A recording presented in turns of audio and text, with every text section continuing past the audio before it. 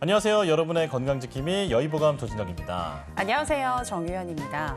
피로가 쌓였을 때 한 번쯤 혓바늘이나 그리고 구내염 경험해 보신 적 있으실 것 같은데요.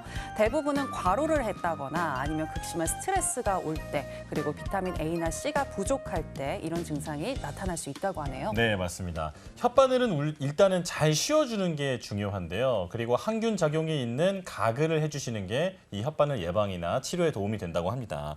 자, 그런데 만약 3주 이상 혓바늘이 지속되거나 한 자리에서 났다 사라졌다를 반복한다고 하면 어떤 구강 질환이나 건강의 이상 신호로 볼 수 있기 때문에 한의원이나 가까운 의료기관에 방문하시는 게 좋겠습니다.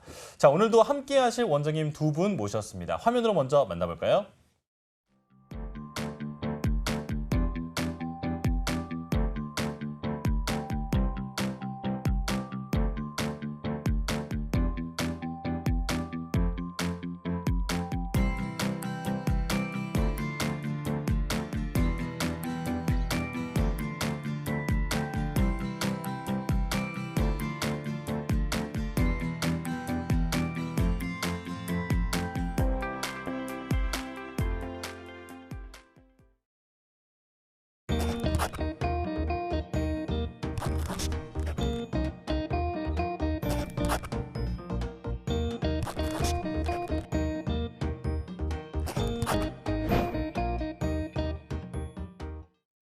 이제 다음 주제로 넘어가 보도록 하겠습니다. 다음 주제는 바로 공진단인데요. 예로부터 이 공진단이 황제 명약이라고 불리고 있죠. 도대체 이 공진단의 성분은 어떻게 되고 또 어떤 역할을 하고 또 어떤 주의사항을 지켜야 할지 알아보도록 하겠습니다. 자, 일단 이 원장님, 공진단 같은 경우에는 왜 그 많은 보약들 중에서도 최고의 명약이라고 불리는지 궁금한데요. 왜인가요? 네, 공진단은 경옥고, 우황청심원과 더불어 우리나라 한약 중 3대 명약으로 꼽힙니다. 네. 추석이나 설 명절에 귀한 분들께 선물하는 보약으로도 유명하죠.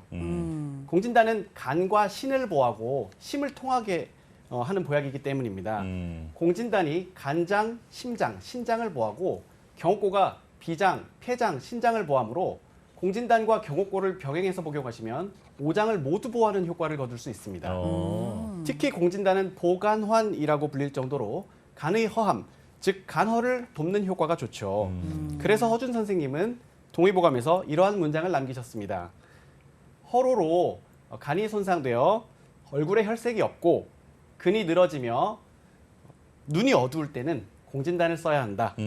라며 간허 상태의 회복에 공진단이 좋음을 역설하셨습니다. 예. 네. 또한 세상의 보약을 다 써도 효과가 없으면 최후에 공진단을 써야 한다고 말씀하셨습니다. 네. 허준 선생님이 그렇게 말씀하셨다고 하니까 공진단 점점 더 궁금해지는데 그런데 이 공진단을 허준 선생님이 만드신 거는 아니죠? 네, 그렇습니다. 네네. 공진단은 새의 득효방을 지은 위영님의 가전비방입니다.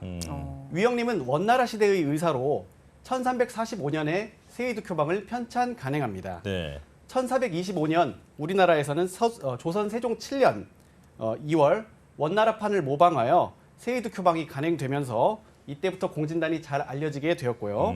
이후 동의보감 등에서도 공진단에 대한 기록을 찾아볼 수 있게 되었습니다.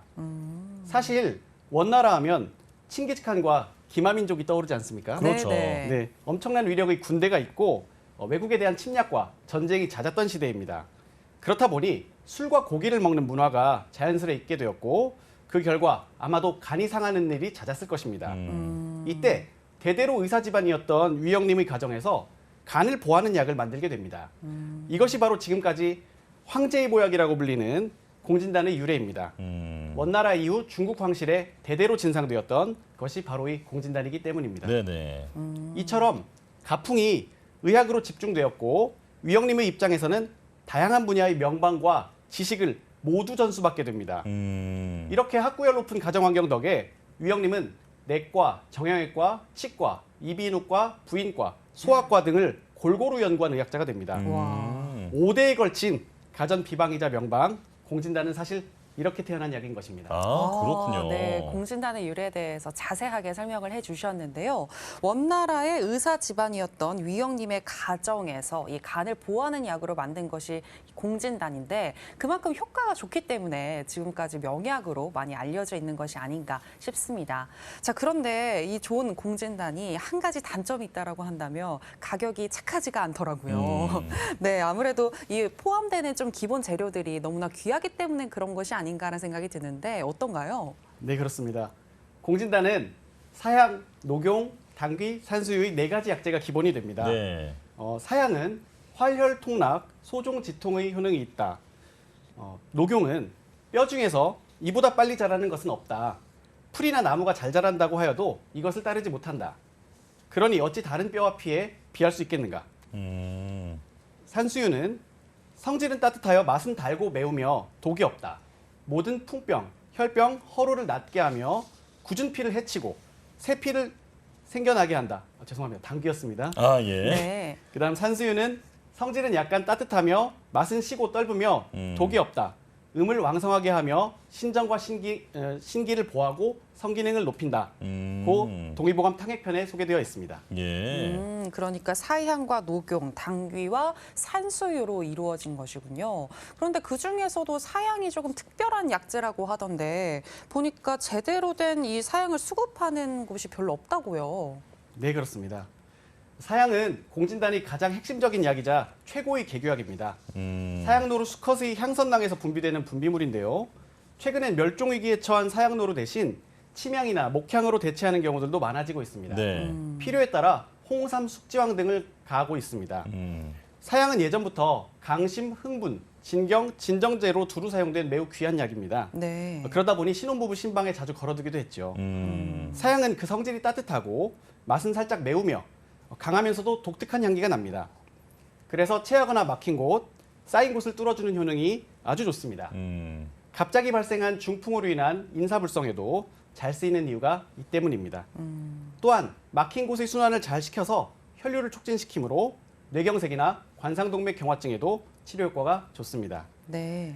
사양의 성분들 중 가장 주가 되는 것이 바로 무스콘인데요. 네. 양리학적으로 항암작용, 항염증 작용 등이 우수한 것으로 나타났습니다. 또한 고혈압, 동맥경화, 자율신경실조증 등의 치료에 효과가 좋습니다. 사양은 뻗어나가는 기운이 강하고요. 향이 가장 주가 되는 약이기 때문에 반드시 냉동 보관, 최소한 냉장 보관하셔야 하고요. 그래서 빈속에 드시는 것이 사양의 기운을 가장 효과적으로 받으실 수 있습니다. 또한 사양은 의약품으로 의료기관에서만 사용 가능한 약재입니다. 식품의약품안전처의 집중관리를 받으며 2009년부터는 진품 사양에는 식약처의 사이테스 인증 증지를 부착하여 유통시킵니다. 사양은 사이테스에 의해 수입 제한이 있습니다.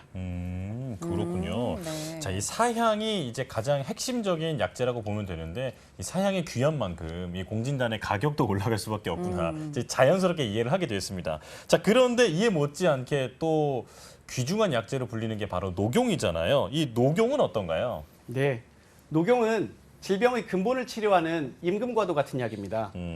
녹용 선택에 있어서 가장 중요한 것은 산지와 부위입니다. 녹용은 생성된 지 2개월 정도 된 숫사슴의 뿔을 잘라 뼈가 형성되기 전에 조직이 연할 때 가공해서 씁니다. 사슴은 포유류들 가운데 유일하게 매년 뿔을 잘라도 새로 돋아나는 특징이 있습니다. 네. 추운 곳에서 자란 사슴일수록 골질이 단단하고 치밀하며 보양의 효능이 뛰어납니다. 식약처 규정상 국산 사슴뿔은 의약품으로는 사용할 수 없게 되어 있습니다. 식품으로는 판매할 수 있지만 의약품이 될 수는 없는 것입니다. 예, 예. 그 이유 중 하나는 다음과 같습니다. 북미산 엘크종 사슴의 뿔을 잘못 복용하면 광록병에 노출될 위험이 있는데요. 국내에서 사육하는 사슴은 거의 북미산 엘크종이기 때문입니다. 러시아나 뉴질랜드에서 안전성 검사를 거쳐 수입한 건조 녹용이 안전합니다. 생녹용도 주의해야 합니다. 건조되지 않은 상태인데다 관리 기준도 미비해서입니다. 따라서 한의원이나 한방병원 등 의료기관에서는 러시아나 뉴질랜드에서 건조시킨 것을 수입해서 각종 검사를 마친 후 깨끗한 녹용만을 쓰고 있습니다. 네. 국산 녹용은 건강원이나 식품회사 등에서 주로 건강식품 제조에 사용합니다. 아, 네네. 그렇군요. 그런데 이 녹용이 산지도 중요하지만 부위에 따라서 쓰임이 다르다라고 들었거든요. 이 어떻게 좀 구분을 해서 쓰이고 있는지 이 부분에 대해서도 자세하게 설명해 주시죠. 네. 사슴뿔은 위쪽으로 갈수록 효과가 더 좋습니다. 녹용은 총 4부위로 나뉘는데요. 바로 분골, 상대, 중대, 하대입니다. 분골은 녹용을 위에서부터 나누었을 때 위에서 3에서 5cm 높이입니다. 분골 부위에는 면역인자, 콜라겐, 천연 성장 호르몬이 가장 풍부하게 들어있고 조혈이나 강장 작용도 뛰어납니다. 위로 뻗어나가는 양기가 가장 좋습니다. 그래서 허약자, 많이 필요하신 분들, 성장기 아이들에게 쓰면 좋습니다. 네. 상대는 그 다음 5에서 15cm입니다. 적색으로 조직이 치밀합니다. 또한 피를 생성하는 조혈 작용이 강합니다. 위장과 신장을 보여줍니다. 네. 이 같은 이유로 공진단에는 러시아산 녹용 분골과 상대가 들어가는 것이 최고로 평가됩니다. 중대는 그 약간 밑에 부분으로 붉은색으로 가운데 구멍이 나 있고 나이테 같은 줄이 좀 보입니다. 자양강장과 부인병, 성기능 향상에 좋습니다. 하대는 가장 밑에 부분으로 미네랄을 다량 함유하고 있습니다. 노인분들의 만성적인 골다공증에 효과적입니다. 예. 거듭 말씀드립니다만 녹용은 조직이 치밀하고 윗부분일수록 효능이 좋습니다. 네네. 이상의 녹용을 간단히 말씀드리면 보양과 보혈의 기능이 강합니다. 골수를 보충하고요. 성기능을 개선시키며 성장 호르몬을 제대로 보충합니다. 피로 회복과 원기 부족의 개선에는 녹용이 그야말로 타고난 효능이 있습니다. 네. 자, 원장님께서 이 공진단에 대해서 아주 자세하게 설명을 해주고 계신데 저희가 이제 질문들이 워낙 많이 남아 있어서요. 조금 이제 간단하게 속도를 좀 내서 진행을 해보겠습니다. 이제 당귀잖아요. 근데 당귀는 조금 상대적으로 익숙한 이름인 것 같은데, 자, 어떤 효과가 있나요? 네, 당귀는 향이 짙고 붉을수록 효능이 좋습니다. 당귀는 보혈의 대표약으로서 미백과 피부 재생의 효과도 갖추고 있고요. 그래서 여성에게 아주 좋은 약재입니다. 네네. 네. 이제 또 마지막으로 산수유가 남은 것 같은데 산수유는 어떤가요? 네, 산수유는 육질이 붉고 향이 좋은 것을 사용해야 합니다. 산수유는 전통적으로 주침이라는 과정을 거치는데요. 주침이란 약재를 술에 담가 우러나게 한 뒤에 건조하는 방법입니다. 이렇게 했을 때 유효 성분을 좀 더 강화하고 불순물을 제거하기 쉽기 때문인데요. 이런 결과 노화로 인한 요통과 슬통, 이명 난청, 현운 빈뇨 등의 산수유가 효과가 좋아지게 됩니다. 네네. 그렇군요. 그러니까 개별적으로 이렇게 뛰어난 약재들이 또 공진단이라는 보약으로 만나게 되면 시너지가 나면서 더욱더 좋아진다. 이렇게 이해를 하면 될 것 같은데요. 자, 그렇다면 대표적으로 어떤 분들이 이 공진단을 복용하게 되면 효과가 좋을까요? 네. 그 전에 공진단의 기본 원리와 대표 효능을 잠깐만 말씀드리면요. 네. 기본 원리는 수승화강이라 해서 수기는 올리고 화기는 내리는 효능이 있어 머리의 열을 몸 아래로 하강시켜 뇌 휴식 상태가 되며 수면에 도움을 주는 역할을 하게 되는 것이 원리입니다. 공진단의 대표 효능은 첫 번째 개규성신, 막힌 기운을 소통시켜 정신을 맑게 함으로써 기억력과 집중력 향상, 피로 회복을 촉진합니다. 두 번째로는 보신익정, 말 그대로 신을 보하고 정을 더하는 효능인데요. 남성의 원기를 보충해주고 정력을 개선시킵니다. 네. 부족한 기운을 채워주기 때문에 여성에게도 당연히 좋습니다. 그럼 동의보감의 원문을 잠시 볼까요? 동의보감에서는 공진단의 효능을 품부허약, 단고천원일기, 사수승화강, 백병불생이라 하여 허약한 체질로 태어난 사람일지라도 공진단을 꾸준하게 복용하게 되면 원기를 매우 단단하게 해줌으로써 신수는 올라가게 하고 심화는 내려가게 하니 마침내 온갖 질병으로부터 자유롭게 된다고 설명하셨습니다. 예. 자, 그리고 또 공진단 관련해서 논문도 준비해 오셨다고 들었는데 소개해 주실까요? 네. 공진단 효과에 대해 가장 유명한 논문을 소개하자면요. 뉴로사이언스 레터스 게재된 논문을 말씀드릴게요. 2009년 공진단이 NGF, 신경성장인자의 분비유도 효과를 통해서 뇌신경보호 효과와 학습, 인지 능력을 증강시킬 수 있다는 사실이 밝혀졌습니다. 그 논문을 요약해 보면 만성 피로를 개선시킨다, 간 손상을 방지한다, 기억력을 증진시킨다 정도로 간추릴 수 있겠습니다. 네네. 그렇군요. 그런데 하지만 어떤 이야기든 무조건 좋다. 이거는 좀 없는 것 같거든요. 그렇죠? 네, 그렇습니다. 네, 그렇다면 주의사항을 좀 알아두는 것도 좋을 것 같은데 주의사항 어떤 게 있을까요? 네. 공진단 대부분의 분들은 다 드셔도 전혀 무방하신데요. 이런 분들만 좀 주의해 주십시오. 네. 출혈성 질환 및 고혈압 환자, 임신부, 특정 양약을 복용 중인 사람, 이런 분들만 좀 조심하시면 되고요. 예. 공진단은 사실 이렇게 큰 부작용이 없어서 장복이 가능한 보약이거든요. 실내로 공진단을 많이 처방해온 저나 우리 원장님들의 임상 경험이나 논문들을 비추어 보면 부작용 사례가 거의 없습니다. 네네. 그런데 간혹 중국 여행을 가셨다가 중국산 사양을 드시고 부작용으로 호소하시는 분들이 계세요. 그런 것만 좀 유의해 주시고요. 사양 또한 사양과 녹용의 상승작용으로 열감이 느껴지고 음주처럼 손바닥이나 얼굴이 붉어지는 경우가 있는데요. 이는 혈행이 개선되면서 느껴지는 좋은 반응입니다. 위장이 아주 약한 분들은 사양의 방향성 때문에 위장 자극이 미세하게 있어 아침 공복 상태에서 복용하실 때 설사를 하시는 경우가 있는데요. 예, 예. 이런 분들은 복용 시간대를 오후나 자기 전으로 바꾸거나 경옥고 또는 소화제를 같이 복용하시면 설사가 없어집니다. 그렇군요. 네네. 지금 말씀해주신 분들의 경우에는 공진단을 드실 때 조금 주의를 하셔서 드시면 좋을 것 같고요. 그리고 또 하나 좀 궁금한 게 있는데 항상 공진단을 보면 뭔가 이렇게 금박지처럼 쌓여 있더라고요. 맞아요. 고급스러워요. 네. 네. 저는 처음에 이걸 보고 벗겨서 먹어야 하나. 그러니까 마치 초콜릿처럼. 맞아요. 네. 그렇게 생각을 했었는데 이게 뭔지 궁금하고 실제로 벗겨서 먹어야 하는 건지 지원자님께서 설명을 해주실까요?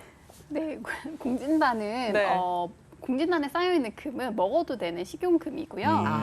그리고 이 금도 나름의 기능이 있습니다. 네. 네. 물론 고급져 보이는 역할도 하지만 네. 이 금이 그 한약재를 싸고 있음으로써 공기와 접촉돼서 약재가 산패되는 것을 막아주고요. 그리고 금 자체의 효능이 몸과 마음을 안정화시켜주는 효능이 있어서 공진단의 효과를 더욱 증대시키는 역할을 합니다. 그렇군요. 자, 보기도 좋은데 어떤 약효의 증진까지도 기대를 해볼 수가 있다. 이 금박의 역할에 대해서도 말씀해 주셨고요.